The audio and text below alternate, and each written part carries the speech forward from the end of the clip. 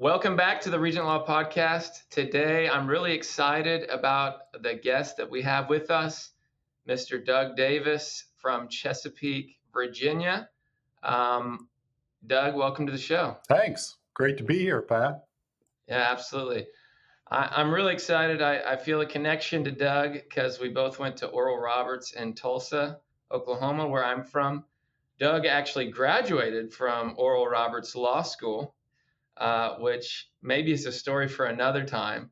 But Oral Roberts Law School eventually moved here to Virginia Beach and became Regent University's School of Law. So Doug went to law school and graduated there, which is about 1,000 miles from here, and now practices law about 10 minutes from Regent. So, Doug, can you give us a little brief bio? What kind of practice do you do now? And we'll get into the combo after that. Great. Well, it's great to be here. And I've really enjoyed practicing law. What I've enjoyed about it is the diversity of it. You can be a litigator, you can be a transactional guy, and I've done both. So originally in my practice, I was a litigator and handled First Amendment cases really all over the United States. And then, in the last, I don't know, 20, 25 years, probably, no, it's longer than that now, 30 years, I've been handling acquisitions and mergers, business transactions, and a lot of estate planning and asset protection, that kind of thing. So really enjoy it. Never bored, always exciting. That's awesome. What's the name of your firm? Davis Law Group. We've basically gone to a different kind of script, and now we call it DLG. So we're trying to move away from the Davis thing. Fantastic. And you're here in Chesapeake, Virginia, just south of Regent, actually. Mm-hmm. Absolutely. Yeah. Well, thanks for coming on the show. I think what you just kind of teased a little bit is going to be fascinating. So, we have people who are just considering law school, which could be a 20-year-old, and actually could be a 35-year-old. And we have people listen who have practiced for years. On today's episode, I think we're going to talk mainly about a couple things. One is what you alluded to, which is navigating career change, kind of mid-career, and speaking to the diversity of what you can do with a law degree. And then secondarily, I want to hear about your kind of practice now, and if we have time, kind of maybe how AI might affect that. So you talked about being a litigator and now not litigating really. Tell us about your career a little bit, that first leg of that career when you talked about being a traveling litigator, a constitutional attorney. Tell us as much as you want about that, and then kind of why you thought about a career change. Yeah, so I got involved with constitutional law straight out of law school at Oral Roberts, and I was out in Oregon, but it was in more of a constitutional law as it applied to tax issues. Oh, So interesting. then I came here to Virginia, and I was hired at CBN, handled some of their real estate acquisitions, and did some things for them. And then Pat started the Freedom Council Foundation, which Okay. is now known as the ACLJ. Oh, wow. Yeah, so that was kind of the precursor. Jay Sekulow came on board at some point later on down the road, but what ended up happening was, I found myself, battling constitutional principles and that kind of thing in federal courts all over the United States, which, in some ways is very, it's very exciting Right. because you're in the lights, you're on the news, people are talking about what you're doing, and they're talking about the principles. But the funny thing is that I didn't realize this at the time, but I spent a number of years basically being, for the most part, removed from my family for huge swaths Right. of time because I was traveling all over the United States. One week I'm in California, the next I'm in DC, I'm down in Florida, I'm in Omaha, I'm all over the place handling these different cases. And there just came a point where I just thought, I can keep doing this. I've gotten very good at it, but it's kind of sad when you're flying back from California and you know all the stewardesses by name, and yet you don't really know that much about your kids. Wow. How old were they at this point? How many did you have? I had 4 kids, and, I Wow. mean, they were very young. All of them were young. I think the oldest, when I finally got out, was probably like 10 or 11. So, yeah, my wife was holding down the home front, and she was unbelievable in doing that, but there just came a point I thought, "You know what?" And, the funny other part about it was I'd have people at church when I was here who would ask me things like, "Hey, I want to start a business," or "Hey, do you do a wills and trusts, and do you do this kind of stuff?" And I felt like I was just completely worthless. And so, the funny part was, Pat, I would say to myself, someday you need to make a change so you can be a real lawyer. I didn't feel like a real lawyer, whatever that Wow. means. So here I Which is am. really funny because some people maybe who would start out in that would think, I'm not like Tom Cruise in A Few Good Men. I'm not yelling, uh, some counter argument in court and interrupting the judge. And um, it's funny how we all think those certain things. I'm not a real attorney. You also bring up something like in church when friends ask you. I tell some of our law students, it's like being a doctor. If you have a friend who's a doctor and you're at a meal, doesn't matter what kind of doctor they are. If you're sick, you're like, hey, I want to ask you a question. And you're kind of expecting some level of knowledge. And that's what your friends at church are doing. Hey, I'm starting a business, or, you know, I'm getting old, or my mom's, getting old and losing some of her health. Can you do this? And you're thinking, no, I can't now. Yeah. Well, and once I got out of that, I just picked right up with litigation here in the community. I basically opened up a solo law firm, Okay. and I was solo for 3 years. And because I knew litigation and was familiar with the court work, that's what I did. It just wasn't Okay. constitutional law. But the funny thing is that federal courts all have specific rules, and it doesn't matter where you are; you pretty much follow those rules. But around here, I mean, you go to Virginia Beach, Chesapeake, Suffolk, Hampton Roads, Norfolk, there's different rules. You walk into a local circuit court or a general district court, and it's like, oh my goodness, this is a whole new world. So I had a Oh, lot to learn.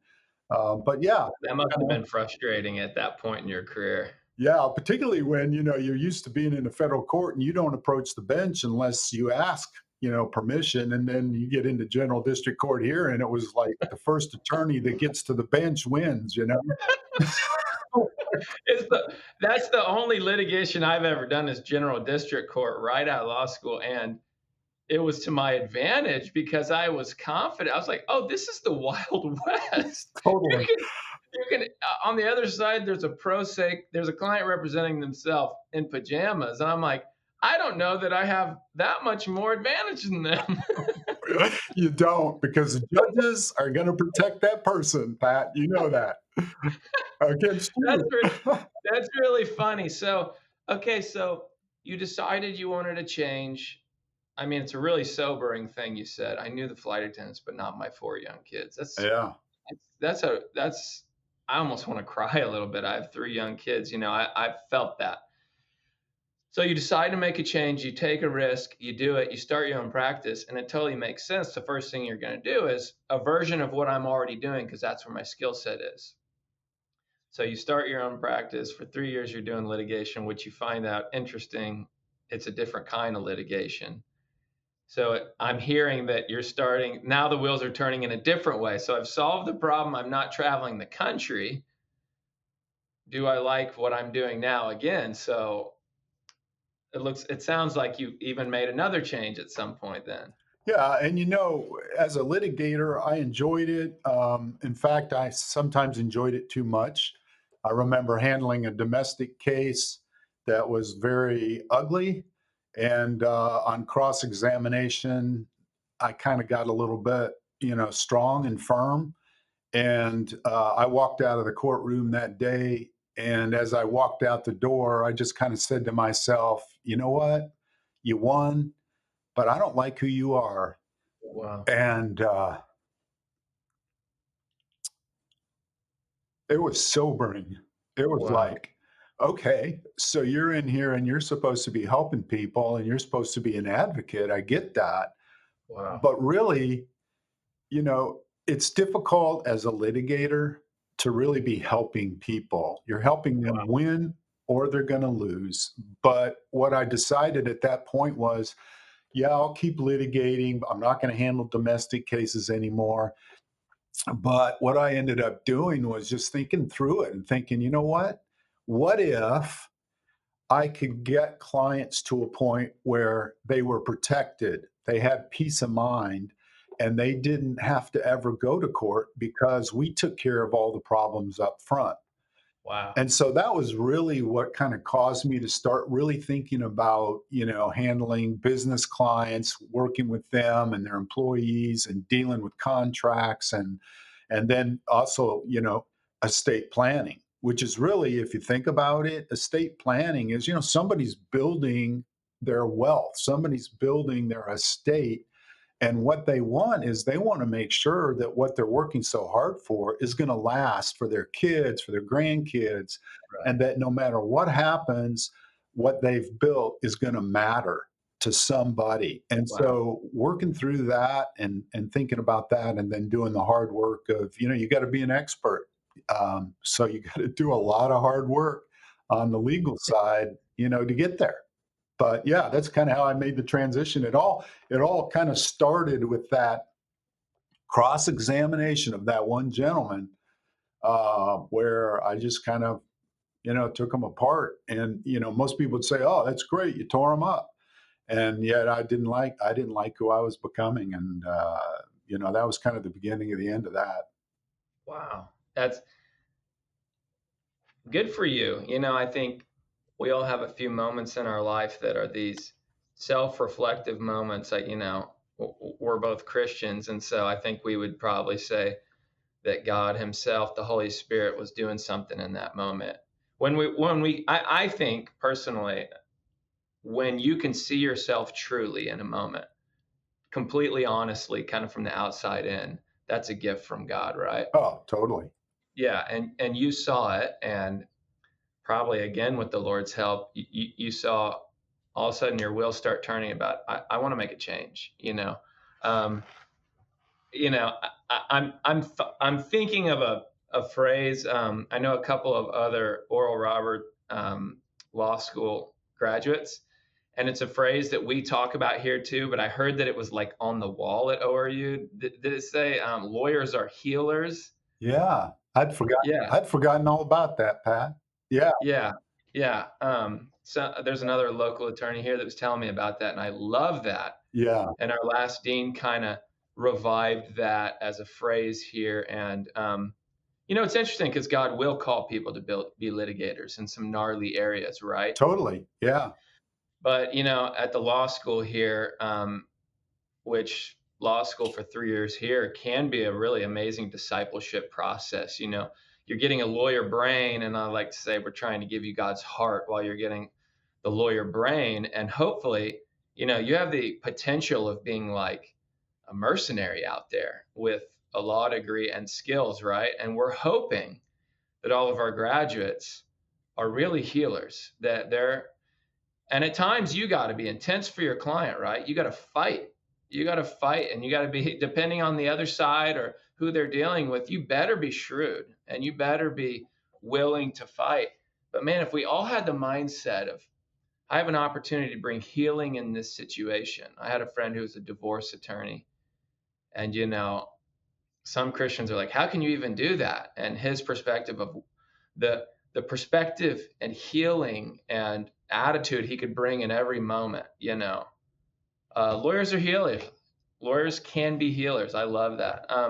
So estate planning, and I love having you on here because I'm an estate planner too on the side. So tell us about,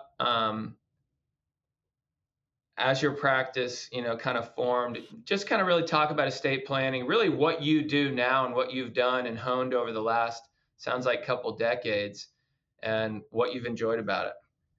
well, I think first of all, we kind of all have to come to grips with, you know, understanding who we are as a lawyer. Because, we go to law school and we kind of come away with this idea that we're at the top of the heap. with the doctors and the CPAs, we're kind of like the elite, and like we know everything. And so we get Right. this idea that we're going to have clients come in and we're just going to tell them what to do. And that's not the right perspective. I think it's, I was sitting on the back porch one day just having a cup of coffee, and I started thinking about, what really am I providing? What am I, if you want to put it in business terms, what am I selling? Right. And I'm selling a service. Because people are buying it. They're paying. People are buying, but we're selling a service. And people who serve, I believe, are called servants.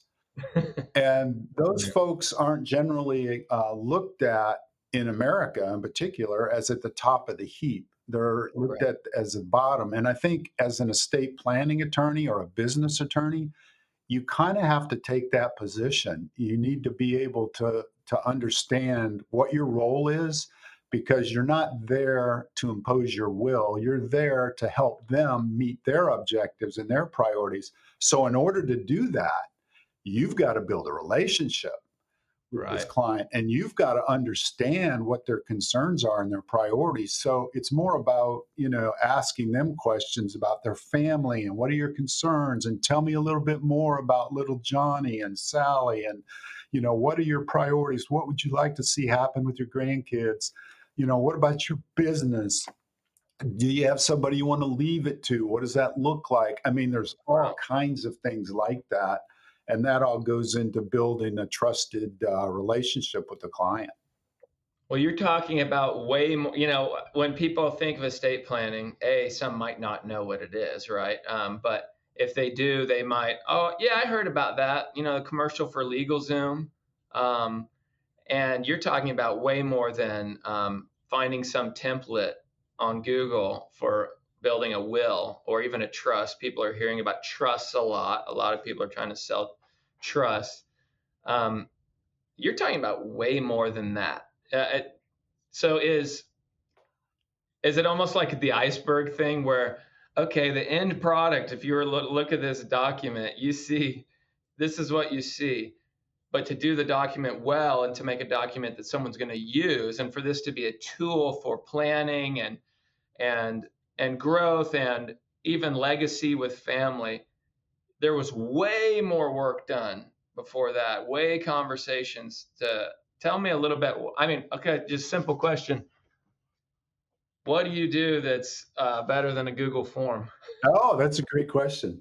Yeah. Well, and you know what, Pat? What we've always said from day one is, we don't sell documents. The documents are all free. Right. So you have to have that perspective, because in reality, that's really what's happening. The documents should just reflect the priorities and objectives and deal with the concerns of the client. So if they don't, then you got a problem.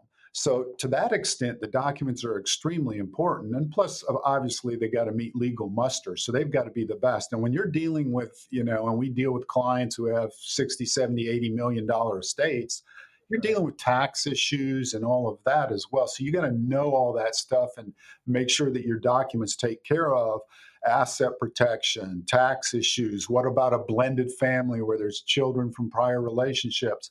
We don't want to accidentally disinherit them. Things like that. So, but you're absolutely right. The production of documents is just a real tiny bit of all of that. It's really more about kind of building a rapport and a relationship with clients so that they will share, and you basically become a trusted advisor to them on all Right. kinds of issues, because they want, I always tell my clients, look, tell me everything. This is all confidential. It's never going anywhere. That's why everybody can hardly wait till I pass away, because then they know all the secrets have been buried. But the bottom line is, the more I know, the more I can advise you. Right. And what you find, Google Documents or LegalZoom or AI or any of that kind of stuff, they don't build relationships. They don't Right. know what the priorities are. They don't understand human nature. They don't get any of that. They're just a very small part and an important part. They're useful for helping to put the right documents together. But if you don't have, perspective on how to best serve that client, ooh, boy, you're in big trouble right from day one. Yeah, and I could see a problem. AI is probably actually better than Google Yeah. because AI, is generatively coming up with something that the kind of question a person could ask. So a person now, let's say even in 5 years, who doesn't know any legal implications of anything, but knows I don't have, a death document. And so they create their own, and it looks fancy because they, use the forms right. AI is going to try to make it look as real as it can. The danger there would be they actually had a good concern and a good worry that I don't have anything. Now they go get this and they have someone notarize it. They've alleviated the correct concern. And now, if they have some complex relationship or some real issue that this didn't have any way of knowing, and because they didn't tell the AI about it, because you would have brought it out with more questions. Because that's what I find interesting about being an attorney is the person comes in, they don't actually know the real problems they have. Right. They might think it's this big or one layer deep, and it's like you, as a good lawyer, you know all the things, the legal implications that you need to be asking. They don't come in and say, "Here's my problem. Here's the 6 ways it's complex. Can you do this for me?" They just come in and say, "Help!" Yeah. Absolutely. And when I get, for instance, this comes up when we get a new attorney in the office who's just gotten out of law school. And, you're walking them through contracts issues and things like that. And I always tell them, look, it's not what's in the contract that you're reviewing that is the gotcha, it's what's not in there. Right. And the same problem with AI is only experience gained through dealing with lots of different families and situations over time is going to give you the knowledge of what needs to be in that agreement that is missing. And it's kind of like you said, Pat, what questions am I supposed to ask? Most of us don't even know what questions to ask. Right. What questions should I ask? And if we don't ask the right questions, if we don't put the right input into AI, we're not going to get the right answer. And in fact, it was funny. This week, I got one of my larger clients, business clients, sent me a contract that one of his competitors had generated with AI, and they're talking about a joint venture deal. And so he kind of wanted to do, hey, Doug, would you take a look at this? This is what's being proposed. And it was like, it made all kinds of assumptions that weren't accurate. And the reason was is the person didn't know what to ask. So Right. I don't see AI replacing anybody. In fact, I think what's going to happen, and I think what I'm already seeing is here's really the difference. We have an information economy, right? Right. But people are getting overloaded with information. That Oh, economy, it's it's insane. insane. So what's happening is people are realizing that really a wisdom economy is where we need to move toward. And my Wow. clients come in all the time and they say, "Hey, we put together this quick, Zoom document because we were going on a trip, but we know it's leaving a lot unsaid and we don't even know what we don't know. So would you take a look at this?" And most of the time, I don't do a lot of review of those documents because I've never seen one that's even close, but I start talking about, well, what are your priorities? What are your concerns? And then if they're not reflected in that document, we got a problem. Yeah. So yeah, it's a crazy world, but I think we're moving from an information economy to a wisdom economy. And that's part of what people really want because that's the only way they know whether they're going to have peace of mind and whether the thing's really going to work if they're incapacitated or they pass away. Man, I love what you just said. Information economy to a wisdom economy. I think in every sector. I Mhm. mean, think about think about going to your pastor. AI, you could get think about listening to a sermon. You want wisdom. You want wisdom, not information, because now, I mean, what you can get on AI looks on its surface so impressive. and it outlines it in paragraphs, and even a sermon. I think we're gonna hear, this is sad, some pastors speaking way more information than they ever have, right? And we're gonna intuitively feel this is hollow. This is just more information. Yeah. You're saying to a wisdom economy, another way to say it might just be experts are still gonna like shine. Oh, We're just everyone's gonna want experts in the field. I have all this. Can you tell me what to do? I mean, I often say no one wants to hire an attorney for the most part. You hire an attorney because you need an attorney, and you come in, you say, I'm willing to pay your rate because I have a problem I don't know how to solve myself, and I understand it's more complex. You don't pay someone to just be a version of a document or something AI could create. Wisdom economy. I love that, Doug. yeah. I like to say, when I think about this, I like to think about it this way. Wisdom comes from God and from His Word, not from AI. And so I think that's an area where, you know, AI is always going to be lacking. Now, AI and any kind of software algorithm can be really helpful in making sure you didn't make a mistake, checking did you say the same thing twice, and more than that. It's really good, but it's kind of like the attorney is front stage. You go to a Right. theater, right? And somebody comes out on the stage and they entertain you and they provide you with whatever you went there to see. So they're front stage. And then you've got all these people backstage behind the curtain that made that happen. That's AI. Yeah. AI is behind the curtain helping to make things happen. But it's just a tool.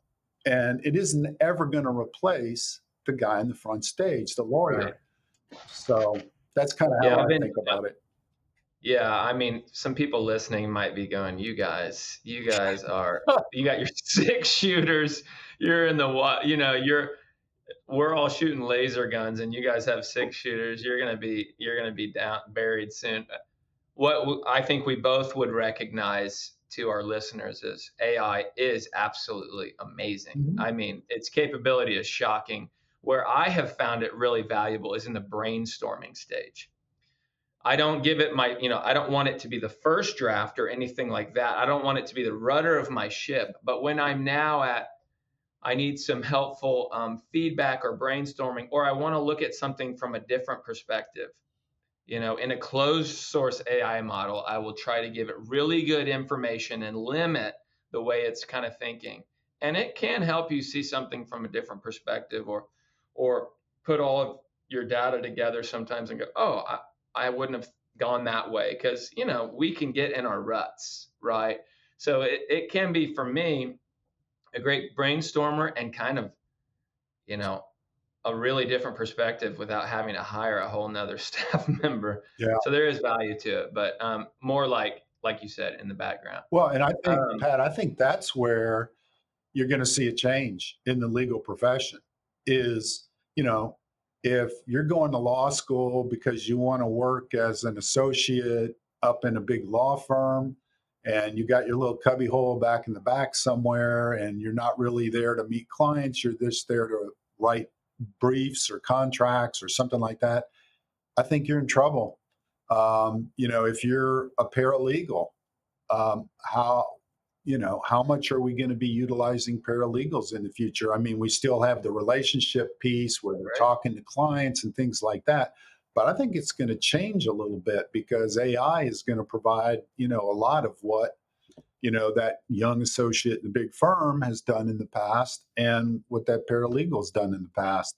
So I don't think it'll replace them, but I think it'll change what they do to some extent or another. Okay, I have a really interesting question then, and I completely agree. So for the person who's always wanted to go to law school, and they feel like, great, right when I want to go to law school, this universe altering technology is formed, and everyone's saying I won't get my job, and because the old gold standard used to be, right, I'm going to work in big law and I'm going to get this salary right out of law school and blah blah blah. I do think Some people are seeing there's pros and cons to everything, but so what can a person who really has fantastic skills to be a high level paralegal, or wants to go to law school and will not graduate as a partner at a law firm, regardless of how good a student they are, what skills would you say for either of those, for a young attorney or a paralegal, or just someone who even just wants to work at a small business in an HR, or let's say administration kind of role? What are the personality traits and the skills that you think will survive the information age? Well, I think they need to be fact finders. They need to be detail oriented to some extent or another, but they're going to need to understand all this technology and be able to utilize it effectively. It's kind of funny, but when I went to high school, hardly anybody's going to relate to this because I'm so old. But when I went to high school, the best class I ever took in high school was a typing class, and it was on a Keyboarding. there you go. I did it. It was on a manual typewriter, okay, because that's what we had. And if I had not had that, I wouldn't be nearly as effective on this computer because I wouldn't be able to type effectively. So it's something simple like that. But now you got AI, you got all this stuff going on. You need to understand it, what it can do, what it can't do, what its limitations are, what it isn't. But the other thing is I think it's a mindset too. Again, you've got to have a mindset of being a servant no matter what you are doing, whether you're a paralegal or an attorney. And if you're in there to serve other people and help them be the best that they can be, I think you're going to be successful no matter what you do. And if your focus is others oriented, Yep. that's a score because as an attorney who hires people, I can tell you that the thing we look for first is that are they going to fit in our culture? Are they others oriented?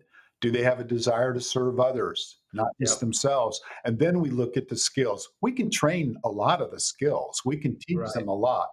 But and you talk to any business person out there or anybody in another law firm. I talk to the guys at the big law firms all the time and they tell me the same thing. They're looking for somebody who's got a fire in their belly and Right. wants to really help other people out, and they'll find a spot for them on the bus, you know. So being number one in the class or number two, fantastic. That tells me you're a hard worker. Or maybe you're just gifted by God to take tests well. I don't know. But that isn't important to me. And I don't think it's going to get you through life as well as being capable of building good relationships, being a trusted advisor, providing people with solutions and strategies that are going to be beneficial to them, that kind of thing. And then having the technical and legal expertise so that, yeah, you are the best lawyer in the room. You're just not necessarily acting like it. Wow. So servant oriented, No question. and not just as a strategy. Are you a servant to others? Do you servant leadership is one of our 5 values at the law school here. People pick up on that. Are you truly humble? Are you willing to serve others?